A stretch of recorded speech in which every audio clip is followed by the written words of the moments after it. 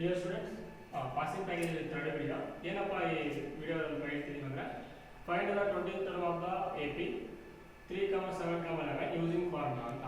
ಅಂದರೆ ಇಲ್ಲಿ arithmetic progression ಕೊಟ್ಟಿರ್ತಾನೆ, ನೀವು ಎಂತ ಟರ್ಮ್ ಫೈಂಡ್ ಔಟ್ ಮಾಡಬೇಕು. ಇಲ್ಲಿ 20th ಟರ್ಮ್ ಕೇಳಿದರೆ 20th ಟರ್ಮ್, ಅವನೇನಾದರೂ 10th ಟರ್ಮ್ ಕೇಳಿದ್ರೆ 10, 11 ಕೇಳಿದ್ರೆ 11 ಆ ಥರ AP ಕೂಡ ಚೇಂಜ್ ಆಗ್ಬೋದು. ಇವೇ ಕ್ವಶನ್ ಕೊಡ್ತಾರೆ ಅಂತಲ್ಲ, ಈ ಥರ ಕ್ವಶನ್ ಬರುತ್ತೆ. ಏನೇನು ಕೊಟ್ಟಿದ್ದಾರೆ ಗೊತ್ತೋಣ. ಇಲ್ಲಿ 20th ಟರ್ಮ್ ಅಂದರೆ n = 20. ಇಲ್ಲಿ ಏನು ಕೊಟ್ಟಿದ್ದಾರೆ ಅಂದರೆ ಫಸ್ಟ್ ಅಲ್ಲಿ ಇರೋದು ಇದು ಬಂದ್ಬಿಟ್ಟು ನಮಗೆ a ಎಷ್ಟು a = 3, d ಅಂದರೆ ಏನಪ್ಪ ಅಂದರೆ a1/a2. ಇದು a1 ಅನ್ನೋದು ಅಂದರೆ a ಅಂದರೆ ಇದು a2. d = a2 - a1. ಏನು a2 - a1 ಅಂದರೆ a2 ಅಂದರೆ ಎಷ್ಟಿದೆ 7 - 3, ಯಾಕಂದರೆ a1 ವ್ಯಾಲ್ಯೂ 3, 7 - 3 4, d = 4 ಆಗಿದೆ. ನೆಕ್ಸ್ಟ್ ಒಂದು ಫಾರ್ಮುಲಾ ಬರುತ್ತೆ, ಏನಪ್ಪ ಅಂದರೆ an = a + n - 1 × d.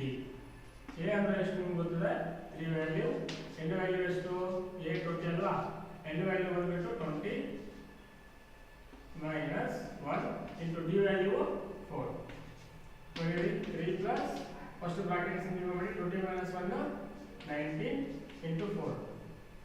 19 4 ಎಷ್ಟಾಗುತ್ತೆ, ಮಲ್ಟಿಪ್ಲೈ ಮಾಡಿದ್ರೆ 4 9 36 ಕ್ಯಾರಿ 3, 4 1 4 + 3 7 76, 3 + 76, 3 + 76 ಎಷ್ಟು 79. a 20 ವ್ಯಾಲ್ಯೂ ಬಂದ್ಬಿಟ್ಟು 79. ಇಷ್ಟು ಮಾಡಿದ್ರೆ ನಿಮಗೆ 2 ಮಾರ್ಕ್ಸ್ ಬರುತ್ತೆ.